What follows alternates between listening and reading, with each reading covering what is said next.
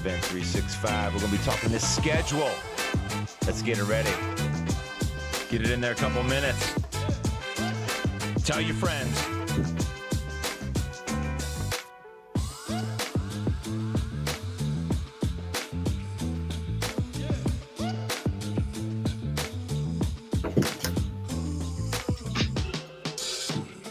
Well, right now I'm sharing this whole broadcast to a whole bunch of different places. You can do the same thing.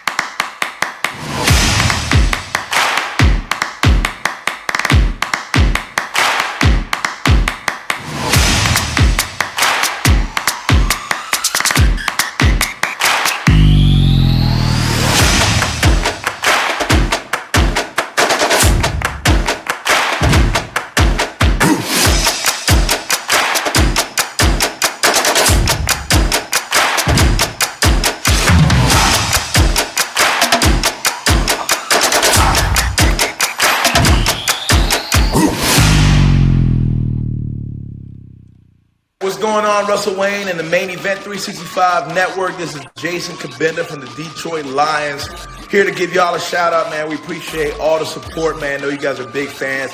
Know that you guys are rooting for us to take the North this year, and we're going to do just that, man. Appreciate you guys so much. Just want to give y'all a shout out. You have a great day.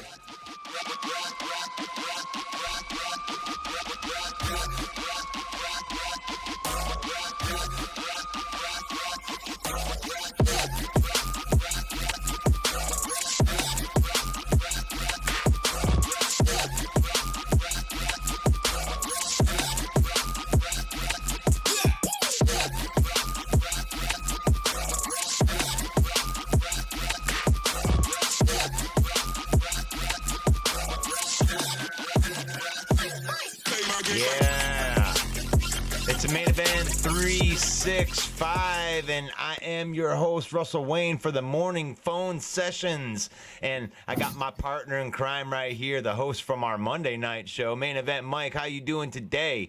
I'm so good. I'm good, Russ, but my knee is a little messed up today. I tried to do the Michael Jackson, Aiden Hutchinson kick when I saw the schedule come out, and now I've torn my meniscus, I think. You tore your meniscus? I am so sorry to hear that. Yeah. Oh, wait. Oh, yeah, I just got a call from Brad Holmes. He wants me to come and try out because he thinks it's an ACL, and yeah, maybe I've got some juice in the tank. So yeah, that means he can sign you to a long-term deal, right? That's not maybe a 1 year prove it. Yeah, don't bet on it. Oh my gosh, they've released the schedule, and how about just let's get your very first reactions of the schedule. Let's not get into any kind of predictions. Give me your first thoughts of the Lions schedule. Well, we already knew what the opponents were, so to me it come down to when's the bye week, right? And how does that play in? And how many games in a row are we on the road? How many times are we on prime time? Those are the things that you look at first. And all in all, when I looked at the opponents, I mean, you had to play Kansas City sometime. I'm in the camp. I mean, so many people are moaning and complaining, oh, we're going to lose, we're going to be 0-1. But I don't, necessarily believe that's the case. And even if we do, everybody in the division gets KC on the schedule this year. So I'm okay to get them in week 1. Maybe catch them sleeping on us. Yeah, I like it. I love the schedule. I love how it fell to us. The more I analyze it, the more I digest it, I think it's set up for a good season for the Detroit Lions. Yeah, I would have to tend to agree with that. I like the matchup with KC. I was talking with GT yesterday from Ambry No Sports, and he brought up a really, really good point to me. This is an amazing show of respect by the NFL to put the Lions into this game. I don't believe I mean, we are on a smack talking show, but a lot of smack talkers think they just want to see the Lions just get their faces kicked in the first week. But no, I mean, this is the first representation that anyone's going to have of any football of regular season, and the Lions were invited to be part of that, and I think that has shown just the tremendous amount of way that the organizations came from a culture standpoint. Right. I think that this schedule looks good for the Lions. Las Vegas has the Lions with an optimistic schedule. The lines have come out today now for the Lions season so far, the early lines. And the Las Vegas has the Lions favored 12 out of 17 games. The biggest underdog the Lions are this year is 6.5 in that first opening week to Kansas City. After that, the biggest point differential goes all the way down to week 17, where they are a 2.5 point underdog to the Cowboys on the road. So they're favored 12 out of 17. They're only a 2.5 point dog in every game but Kansas City that they aren't favored in. So only 2 on the road against Baltimore, 2.5 against the Chargers on the road. So, and also we got some primetime games. Russ, talk about that. What? A primetime game? Who wants to see us on primetime? Well, obviously we're going to have the Thanksgiving game, which I think is really cool. It's the Green Bay Packers on Thanksgiving. I think that's pretty awesome that we get them at home on Thanksgiving and our big primetime game. But yeah, they gave us a Monday night game. They gave us a couple Thursday night games and then opening up the season. I mean, enough can't be said about Brad Holmes and Sheila Hamp and Campbell, the way that they've changed everything around, because it used to be you just mark W's next to your team's name when they played the Detroit Lions, and it just isn't that way anymore. Right. And I also think that having so many primetime games, there's also a Saturday night game in primetime that we're slated for. So when you see so many primetime slots for the Lions, that's just another nail in the SOL coffin, right? These are not the same old Lions. When was the last time the Lions had 4 or 5 primetime games, right, when the schedule's released? So it just shows you this team's on the uptick. They are an ascending team, and the NFL's buying in. Everybody knows it. And there's one thing that about this schedule that I haven't heard anyone recognize yet, and that is week 15 at home against the Denver Broncos. No start time has been announced for that game yet. That is going to be a flex option for the league. So if Russell Wilson and Sean Payton can put it together, and if the Lions can be barreling towards a division championship in week 15, that is going to be a nice prime matchup that the Lions will get flexed into another primetime game. And that's something I haven't heard anybody talk about. That is a flex option game for the NFL, week 15, Denver and Detroit. Now, if either of the teams stink in week 15, that game probably won't get flexed, and it'll probably be a 1 o'clock start at Ford Field. So they're covering, it's a little CYA action going on there by the NFL because they want to keep it entertaining for everybody out there. We got a couple people in the comments, Mike. We wanted to say hi. Trey the Wave, he says, yo, we got a Go Pack Go from Virginia. Virginia in the house. We appreciate you chiming in, my friend. And then Coach Harris Legacy, to Bill the Packer fan, says, I think we had the toughest schedule in the NFL, and this is just my opinion.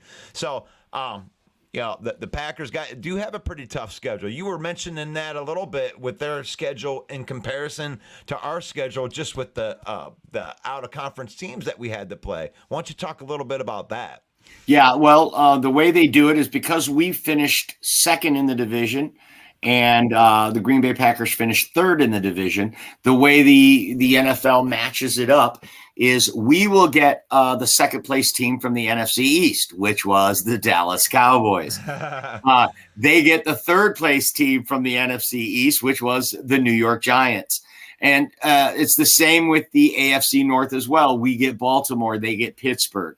Now, where it gets to be a rub is in the NFC West, where we get the playoff team Seattle Seahawks, and they get the lowly Stafford-led Los Angeles Rams. So those are the three games that are different on the schedule this year for the Packers as opposed to the Lions.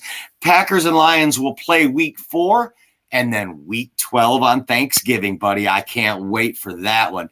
Week 12 at Thanksgiving is going to be awesome against the Pack. And we got a lot of Packer fans that watch us because they come in and they watch us on Monday nights on the NFC North Open Mic Night. And we invite all of our viewers to come and watch us on Monday nights at 7 p.m. Eastern. If you're a member of any fan base, we have all 4 from the NFC North represented on the show, and we talk a little smack and we chop it up about football and our teams. So, Packers, Lions, week 4 and week 12. So let's, Van Ness, this is one of my friends from yesterday that we were talking a little bit about the Packers yesterday. He is a Packers fan. His dad is a Lions fan. So cool dynamic going in right there. Or that might have been the other Bill. And no, that was that. I'm pretty sure that was the guy with the smart dad. Yeah, the one with the smart dad. Yeah. So Rob Turva says that Packers will go 3-14. Lions win both. Why don't you put in there? Are you a Lions fan? You just homer in, or are you a Packers fan that actually believes that? Because there are a lot of Packer fans that are out there that aren't really buying into the Jordan Love thing, and really they think they got 2 first-round picks for next year because they want to be in the Caleb Williams sweepstakes along with all the money that they're going to have because they kind of rebuilt on the fly. I had to give them a little bit of credit for kind of what they did. They ripped the Band-Aid off. It's going to hurt the most right here. This year with the $40 million and all of the dead cap, but the Packers actually have set themselves up to go forward and be competitive. And they've already got pretty good defense. You and I have already talked about that a little bit. Do you think the Packers are going to be interested in the Caleb Williams sweepstakes? It all depends on how well Jordan Love does, and this pick that they got from the New York Jets could be a first-round pick, and they could package some picks up and end up coming up and getting one of them top quarterbacks next year if Jordan Love craps the bed like some people think that he might because he's unproven, right? Right. And let's hope that Aaron Rodgers plays 64% of the snaps in New York, and that remains a second-round pick. That would be outstanding. Right. Well, of course, we're all rooting for that. But, yeah, let's get along a little bit further on this Lions schedule right here. You thought yesterday, because they had a couple of fake schedules that came out, that it was going to line up a little bit differently. But now, after seeing the way that it lines out, I mean, let's do this game right here. Let's do a floor and then a ceiling. Say, like, if the bottom falls out, let's do that take. And then if everything goes right, how many wins could they get? Okay. Well, I mean, we're talking worst case scenario, right? We lose the quarterback. If Jared Goff goes down, all bets are off. We don't know what we have on the sideline there with Hendon Hooker. A lot of upside, but we don't know what we've got. I think making a prediction like that is going to be really hard. I think if Jared Goff were to go down, we might be looking at 3 or 4 wins, because so we can throw just that because we don't know right now. Like let's just throw that out. Let's just say, okay, obviously, if you lose your starting quarterback, it's going to create a different dynamic. And when you lose that starting quarterback, depending on how quickly Hendon Hooker learns his thing, is when that happens. But let's just say that we're talking about a 17-game season with every game played as Jared Goff. There's no. I think 9 wins minimum. 9 wins. I think 9 wins minimum. I got at first glance, without digesting it for too long. I mean, we've only had less than 24 hours to have this schedule in front of us. I see at least 9 wins. I'm going to predict 11-6. The way too early prediction, 11-6. Right, because I wanted to have a bottom fallout type of thing, and I'm right there. 9 wins. If it starts falling off, and a whole bunch of these guys start trending in the wrong direction, it would take a lot to get to that point. But yeah, I would think 8 would be the absolute minimum, and I could see the schedule lining out to where they could win 13 games at if everything goes completely right. Right. All of these guys progress to the next spot because they got some dogs up front. This team from 1 to 53 is, I mean, it stacks up, dude. It stacks Right. up with all of them as far as depth. The bye week comes on week 9 for the Lions. It comes earlier for the Packers. I haven't checked the Bears and the Vikings yet, but we'll have Jameson Williams back if he serves the full 6-game suspension. Then we'll have him back for 2 games before the bye. And so we'll really get a good look. And here's what I really love about all of that. In the first half of the season before the bye, we only have one divisional game, and that's in Lambeau. The rest of the division opponents come after week 10, and we get Minnesota 2 out of the 3 final weeks, and we get the Bears in week 11 and 14. And then, of course, the Packers on Thanksgiving. So I really like that all of the division opponents in those crucial division games are going to come in the second half of the season when we'll really know how this Lions defense is holding up against some of the stiffer competition that they get in these offenses in the first half of the season. So I think we're going to be ready for Justin Fields. We're going to be ready for Jordan Love. And what's that other guy? Oh, yeah, Kirk Cousins. Right. So I think it's going to be very interesting to see how, I think we're set up for another second half run, just like the last 2 years. The Lions, with anytime you have a young team, you look at the Lions last year, you look at the Jacksonville Jaguars last year, the game starts to slow down for the rookies. And the second half of the season, they start to surge and they start to play better. And I think you're going to see the same thing this year for the Lions. You're going to see these rookies. Jack Campbell, the game is going to slow down for him at middle linebacker after the bye week. And we're going to see this team surge again in the second half of the season. And fortunately, the schedule is softer on the second half of the season. So I think it's set up for success for the Lions with this schedule. When I'm looking at it, because I wanted to go find it so I could just bring it up here and share the screen so everybody could kind of look at what we're looking at here. But when I look at this schedule, it's like I think that it's more front loaded for us to start out quickly, right? Other than this Kansas City game right here at the beginning, right? And which if somebody just thinks it's a foregone conclusion that we're going to lose that game, I think that you're an anti-homer too much if you didn't watch the Lions play at the end of last season. They're a tough team, and they will be tough in that game too. But after that, Seattle is winnable at home. Last year we went out there and got into a shootout with them. It's not going to be a shootout again. This team right here, Atlanta, they're good. They're ascending, but that is a winnable game. This is a winnable game. Green Bay on the road, getting them early without the elements being in there. And then we get Carolina at home. That's a revenge game. That is definitely winnable. I could see the Lions, but I could see them going 3-3 or 6-0 during that stretch. It's like it. And just because of the parity of the way that it is in the NFL, that could happen. I love it. And I know that Dan Campbell is going to be telling his guys that Seattle and that Carolina game, those stick out. Those are opponents that beat us last year. Right.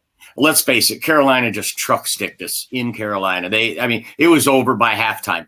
Their offensive line and defensive line just absolutely manhandled us. And I know that the players for the Lions have not forgotten that. Nope. And when week 5 comes along and they're going to have a rookie quarterback, I think we got something special planned for the Panthers. Also, the Seahawks in week 2, 48-45 in Ford Field. They beat us. Their punter never got on the field that entire game. They just scored on every possession up and down the field. Our defense could not stop them. And we're talking about one stop and the Lions would have made the playoffs in that game.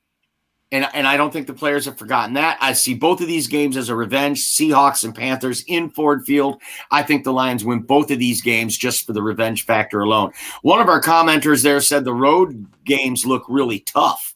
Yeah, and they do. Like, I'm not going to deny that. But here's something that we're also not going to do. And if you're a Lions fan, then you'll identify with this. If you're not a Lions fan, you're going to identify with this.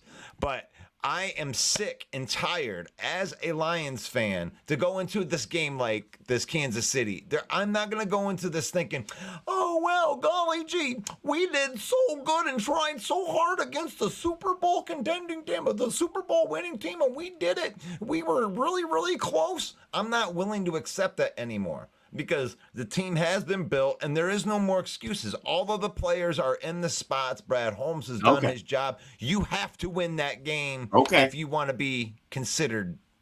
Okay, well, that was your take after the Buffalo game last year. I just want to remind you of that. Yes, and I'm staying. That's the thing. That's one thing you can't expect from me, even though my takes may not be good. At least they're consistent.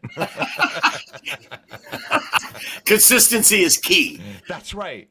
That's right. But I wanted to stress that out, and I see that we're kind of going through the let's just kind of keep going through the season right here. So we're looking through this logically, and honestly, we'll call this a loss. Let's just say they lose the first game, and I think that we will beat Seattle, and I think that we will beat the Atlanta Falcons. So now we're on to this game 4 right here against the Pack.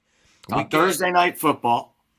We get them on the road, but we get them early. We usually have this game week 18 in the elements right here.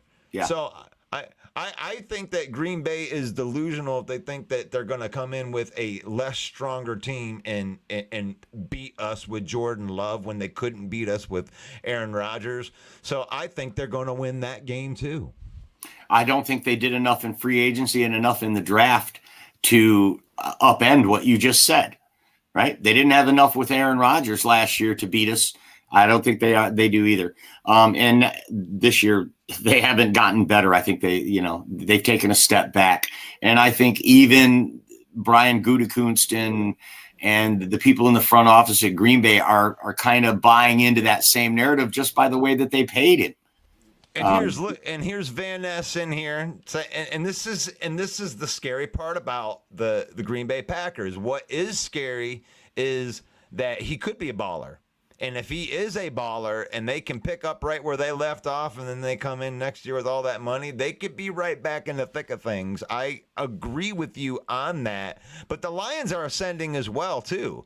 We have a bunch of second and third year players that are only going to get better. And that's without us improving our roster, which we did improve our roster a lot. So we got a lot better, too. Yeah, and it can't be undersold to his point. They would not have let a Hall of Famer walk out the door, push him out the door the way they did if they didn't think they had something special in Jordan Love. But even Peyton Manning had a bad season his first year as a starter, okay?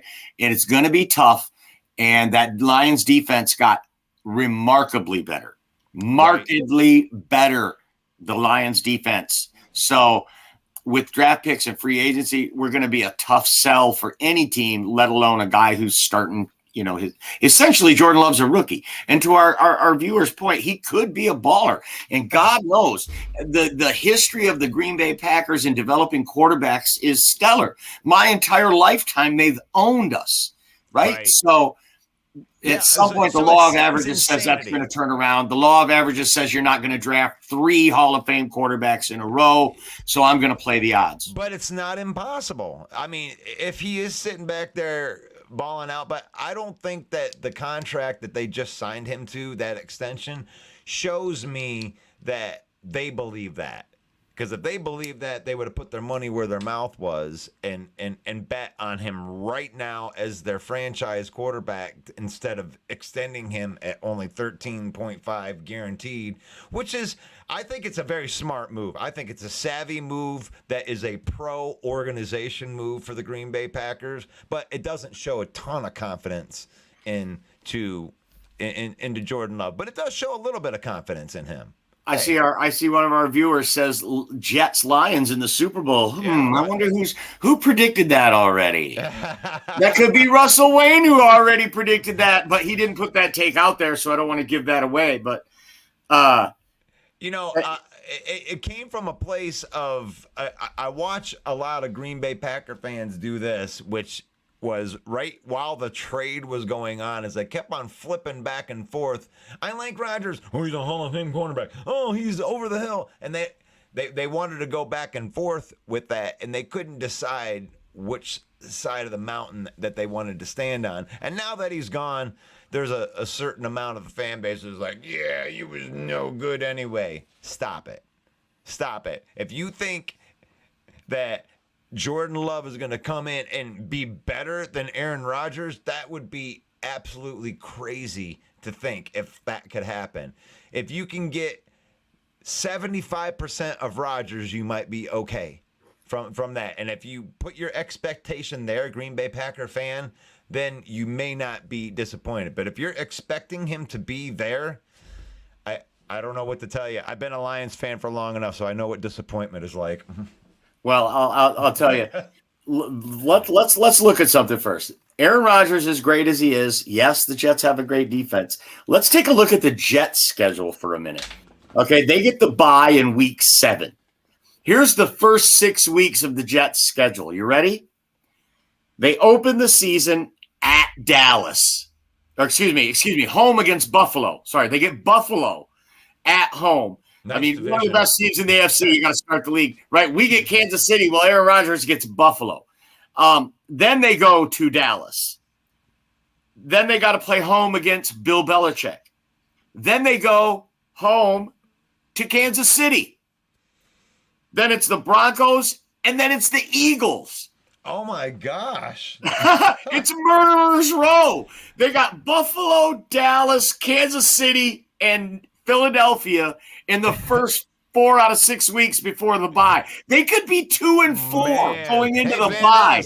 I know Van Ness puts this Jets Super Bowl. Are you sure you don't want to retract that after hearing that message right there? Yeah. Wow, what a brutal 6 games right there. That's crazy, man. Buffalo, Dallas, the Patriots, the Chiefs, the Broncos, and the Eagles. That's how Aaron Rodgers gets to start his career in New York. So let's go back to the NFC North here a little bit. So Van Ness says Van Ness will sack Goff 3 to 4 times, and I got to respond to that. And when I would say that we have Taylor Decker and we have Penei Sewell, who are Pro Bowl offensive linemen. So if you think a rookie's going to come in, good luck. Good luck if a rookie's going to come in and just own our Pro Bowl offensive linemen. All right, that's pretty. He's clowning. 3 to 4 times a game? That's pretty bold against our offensive line. But hey, we're entitled to have whatever takes that you want to have here. He's on track. He's on track to get 40 sacks. He also did just say Jets versus Lions in the Super Bowl too. We want to know what your dad thinks. Yeah. What does your dad think? I think that he's been listening to his dad. So Rob says you never know which Dallas team will show up. That's a good point. Yeah. I mean, Dak Prescott has been the self-proclaimed best quarterback in the NFL for the last 10 years. And how do you play 12 games and still lead the league in interceptions? Oh, I meant fantasy football. Oh, yeah. And by the way, in Dallas last year, we were winning at halftime 10-6. So everybody thinks we got smoked in that game. We did not. We had a bad second half. We were going through that struggle in the first half of the season where we couldn't put 2 good halves of football together. Remember that? We would come out, play great in the first half, or blow it in the second half. Or then against Carolina, we get destroyed in the first half, but we actually outplayed them and outgained them in the second half and outpointed them in the second half. Right. So we were in that thing where we couldn't, and same thing with the New England game. We moved the ball up and down the field. We just had problems in the red zone. So I think to the viewer's point, Dallas is a real Jekyll and Hyde team, but I don't know why do we got to play them in Dallas again? Damn it! Can't they come here? Yeah.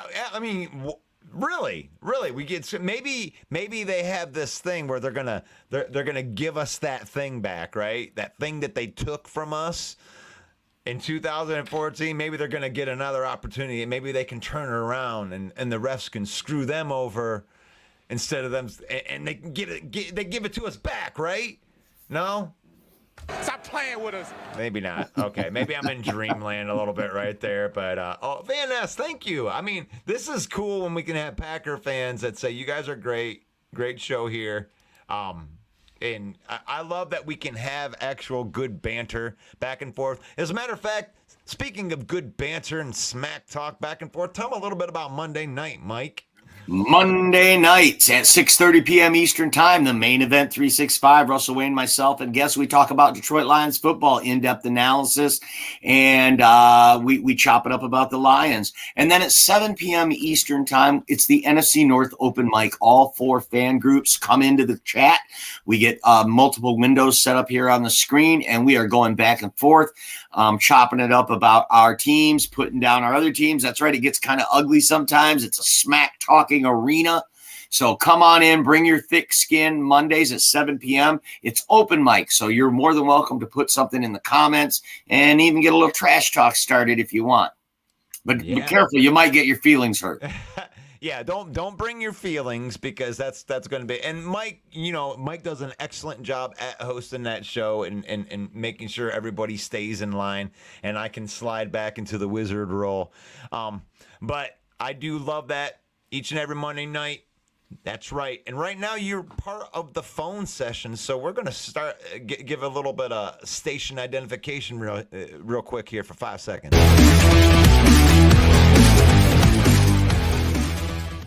Yeah, that's right. You can follow and like the page. That's the easiest way to support us, or share this content, because we're trying to reach as many people as we can that love to talk about football, talk about their teams. Today, we're basically hashing through most of the Detroit Lions schedule right here, but we will hit all of the other teams in the NFC North this week as well, as I talk to Mike the Bear fan and Bill the Packer fan. But let's get into more of this schedule right here. And we're looking at it. So we got the Carolina, and then after Carolina, we go on the road and face the Tampa, no Tom, and Tampa Bay Buccaneers. Baker Mayfield. The Baker Mayfield, Tampa Bay Fields. It might be Kyle Trask by then. Yeah, I don't know, man. I mean, the schedule, I think, lines up really good for us Lions right here, because Tampa Bay is in flux right now. I don't think that their team is very good. They've had a lot of turnover, and this is a good opportunity for the Lions to get a road win right there. I think they'll and the Lions favored on the road by 3.5 points against the Buccaneers. If the Buccaneers falter out of the gate and the Lions do well, I'm sure that line will move up. I mean, Tampa Bay, they have some great pieces there, but they're not a complete team. I think that's a game the Lions can win on the road. They should win that game. I think they should. That's one that you look at in the forefront. And so when you're looking at the first third of the season right here, I mean, you can argue that they would lose the first game right there, but outside of that, they could be 5-1. 4-2, I would think, and if they go 3-3, I would think it was a disappointment.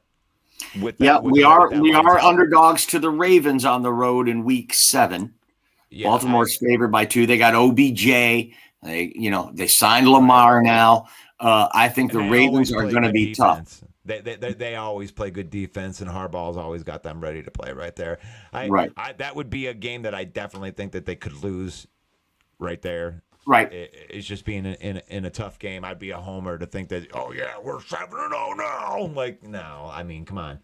No. I mean, we got the Ravens. That's going to be a tough game. The Packers get the Steelers. So that's going to be not a cakewalk for them. They got better in the draft and free agency as well. Yep. Which I believe, if I'm not mistaken, that means that the Vikings will get the Bengals. The Bengals. That's right. And the Bears will get the Browns. Yeah, they probably don't like that. Oh, no.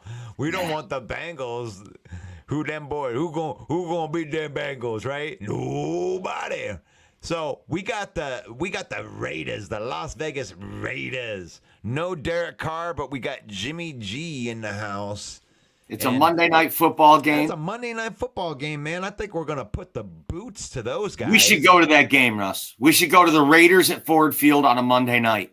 You want to do that? Man, that'd be awesome. We're calling it out right now. Yeah, main event's going to be at that game. Let's do it. We'll do a main event bus. We could split the cost of the bus. That way no one has to drive. We don't have to worry about parking. The bus will drop us off at the door. Maybe we can get some of our viewers to pony up too. Maybe we can get like 10, 12 people, and if we all put in $10, that'll pay for the bus. All right. So let's give some credit right here to main event Mike. He is planting seeds right here on May 12th of 2023 that the main event might be getting a party bus and taking it to the Raiders Monday night game. We'll have to go live. Main event on the road. Oh, heck yeah.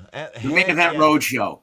The road show leading right into the bye. Oh, man, here comes GT's in the house. Let's get him. Oh, he's back there. He's back there. Boom. Ladies and gentlemen, welcome to the stage.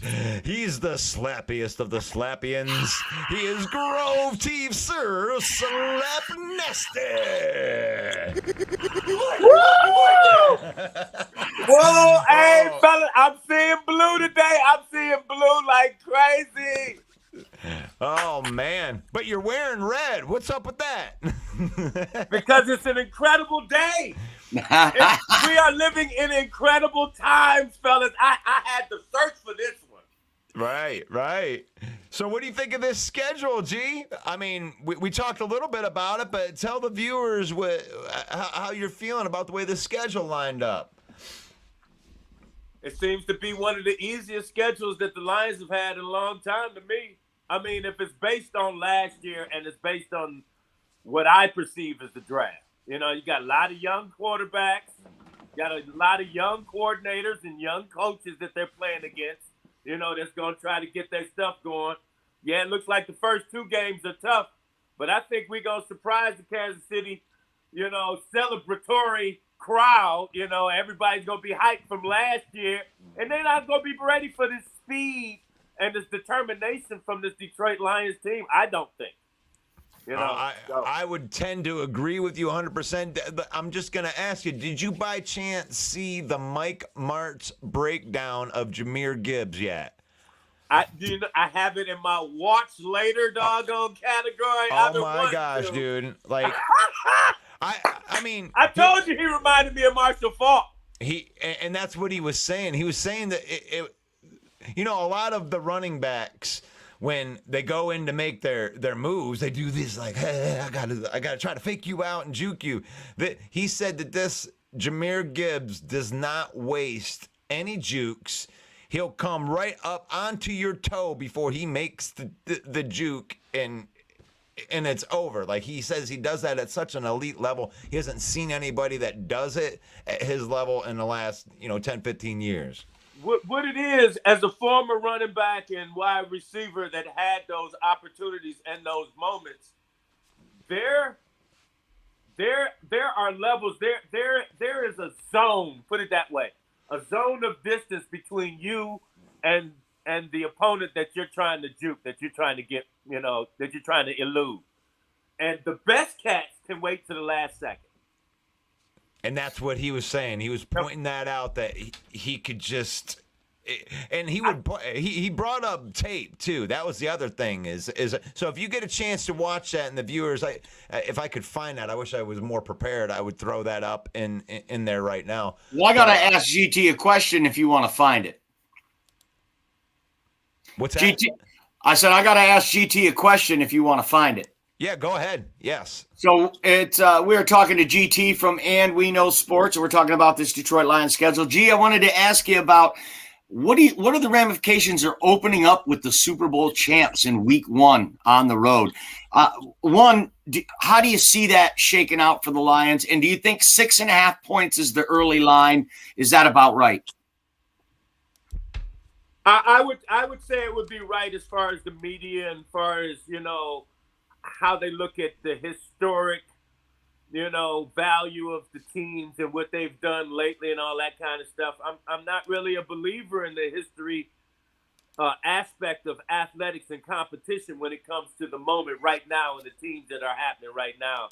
And I think this Lions team wants something like that, not only to prove who they are, but to prove what they can be, And I think this is the number one game. As a matter of fact, I heard that our boy MCDC was on one of the early NFL channels today saying that he called the doggone Kansas City game before it even happened.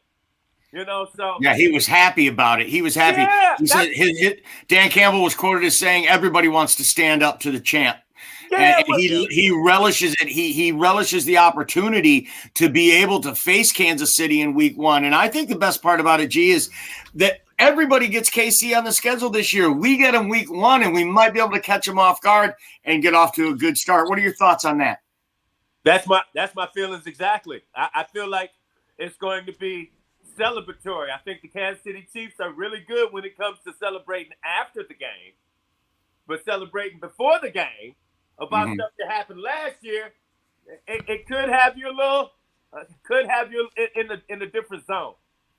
Well, I will bring us down a little bit and tell you that all Super Bowl winning teams since the year 2000, they win the first game of the following year. 19-4 is their record in the last 23 years. So the odds are against the Lions, and so is the line. That a lot of that stuff was BC. You know that was before Campbell, right? That's right. So, and now, just so you know, while you did ask that question, you answered that question beautifully. That I was able to find that. I was able to throw that into the comments and Bill the Packer Fan and Main Event 365 Hallis Hall Report and the Minnesota Vikings page. So if you want to see the Mike Martz breakdown of Jahmyr Gibbs, it's in there for you. So we're just here to help. Yeah. GT, you need some drywall repair there, buddy? I do.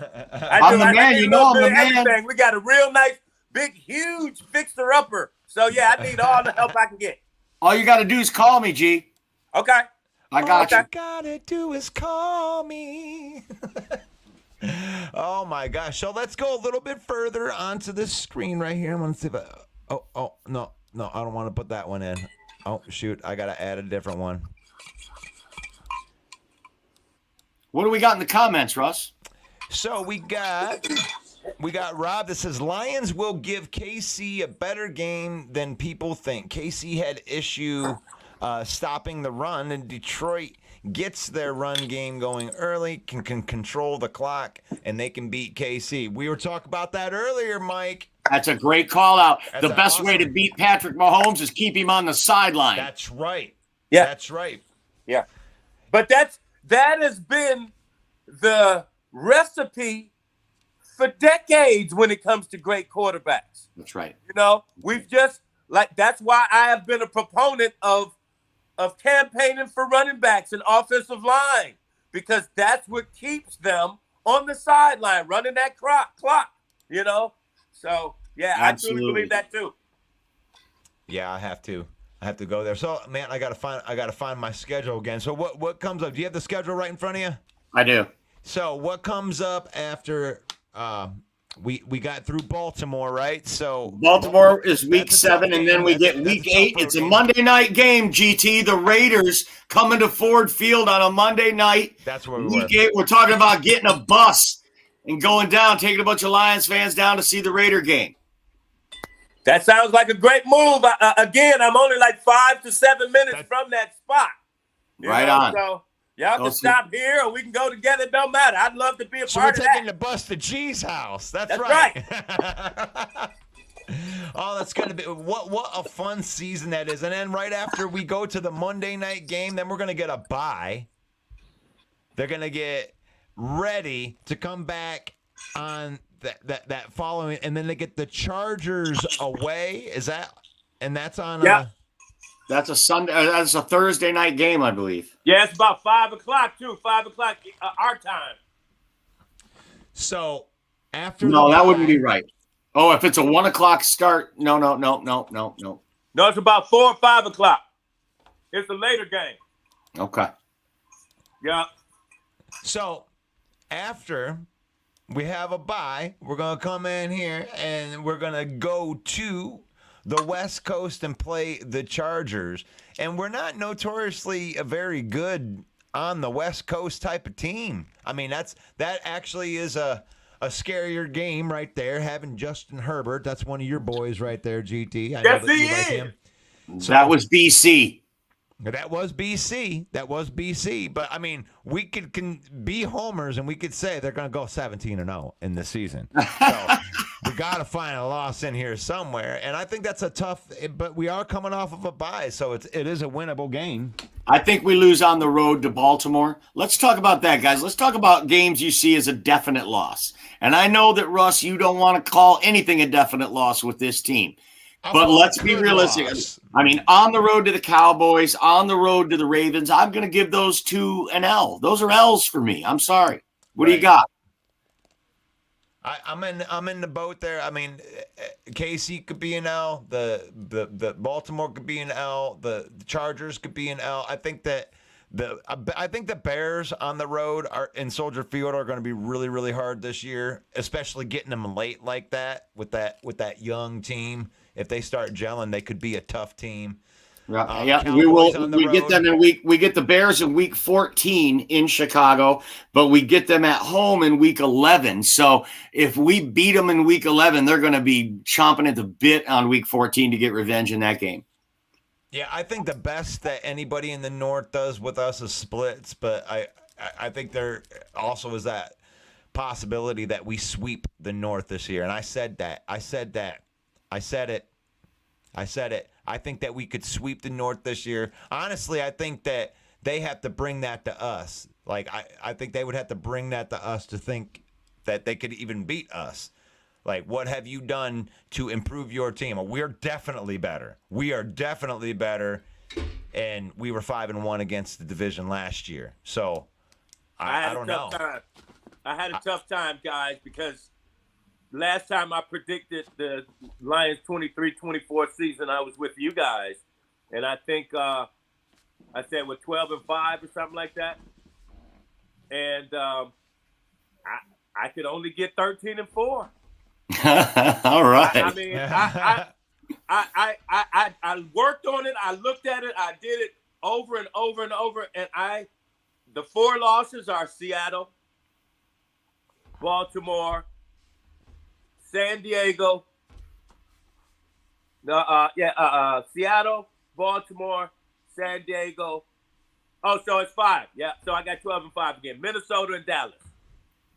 Oh, he thinks we split with Minnesota. Yeah. I think that's the only team we split with. Yeah, we lose in week 18 in Minnesota because we've already got the division wrapped up and we're sitting Goff and Kirk Cousins is out with a broken tibula from 2 weeks before where Aiden Hutchinson got him in the backfield. And then the last game we're at home. The last game we're at home, Mike. Right, we're resting Jared Goff for the playoffs in that game. So I'm actually picking that we lose to Minnesota when we're in Minnesota. Yeah, in Minnesota. Okay. Yeah. Russ, I got to jump up here. I'm gonna hand it off to GT from Man We Know Sports, and I bid you all a good day, and we'll see you all on Monday. Thanks for popping on, Mike. Thanks, man. I'm gonna call you too. All right. Right on. So that is it. That is main event. Mike came on to talk a little bit about this Detroit Lions schedule, and man, it's so exciting. We can't even get through half of this thing right here. But when you're looking at the schedule, you look at a lot of these teams, and they're just not what they were. You know, when they're different. You know, like take these New Orleans Saints, right?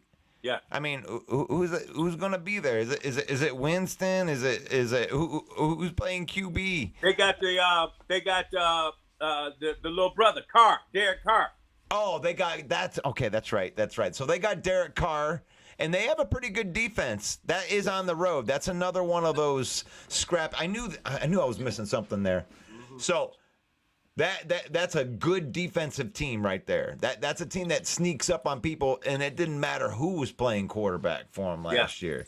Yeah. And I do think the Bears are a lot better this year. It's like you had all that money, and they're coming in. Yeah. I think a lot of teams got better, Russ, but it's one of these things like, okay, the Lions were here last year, Chicago was here, and so everybody got better. Right. That's how I look at it. Yeah, Chicago got better, but I don't think they're going to be able to deal with our getting better at the same time. And I feel that. I can echo that because we had a 9-8 team that had a very depleted, very bad secondary. That was the team that finished the season that I don't think that a lot of teams would have want to faced if we would have gotten to the playoffs. No. And then you add in Sutton, Mosley, Chauncey Gardner-Johnson, Brian Branch, and that's where the improvement was. It's like we already could rush a passer. Yeah. And one thing in Detroit that I'm kind of, and you can touch on this if you want to, is the edge rushing, the illusion that we need edge rushers. We didn't need to draft an edge rusher. We could have stand pat. We are so deep. We are the deepest team at rushing the passer in the NFL right now, and there isn't even a close second.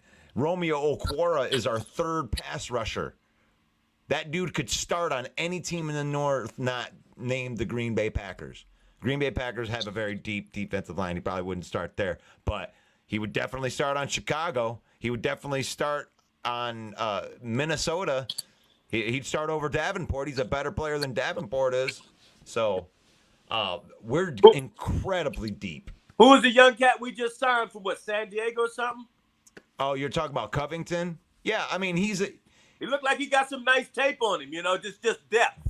I'm not talking about a starter, but, just adding on. And that's it. It's competition, man. I mean, it's going to be hard to make this Lions team. I mean, I liked the signing because anytime you sign big men, you're doing a good thing, but that doesn't mean he's going to make the team. He's going to compete. So, I mean, I'm not going to get too excited about it, but if he makes a team, good job, man. Yeah. But I think that secondary, those moves that we made are going to help the pass rush even more than it did last year. Yeah. This rookie tandem, whatever, all the rookies together, we broke the record of sacks by any draft class in history. So you add that to where, I mean, here's a good question for you as an ex-player. How much of a difference? So let's say our secondary could give our pass rushers an extra second or 2 seconds to rush the passer. How big of a difference is that? Wow. I mean, you're talking about like an extra second is a long period of time on the football field. When you talk about a 40 time, a 4-4 versus a 5-4. I mean, it's so much, man. DBs, it's extremely hard to check a pro wide receiver for longer than 2 or 3 seconds. Right. It really is. So. You definitely want to minimize how much time, how much comfort a quarterback has. And I've always said the DB's best friend is that D-line, right. And vice versa. Right.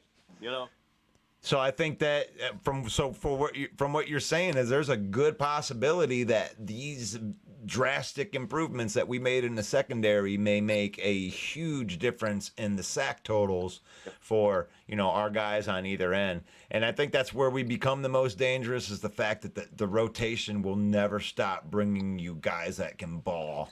So we're up against it, G. Man, we did it again, man. The phone sessions, I appreciate you coming on. I appreciate everybody out there in internet land that is watching, especially you, Van S.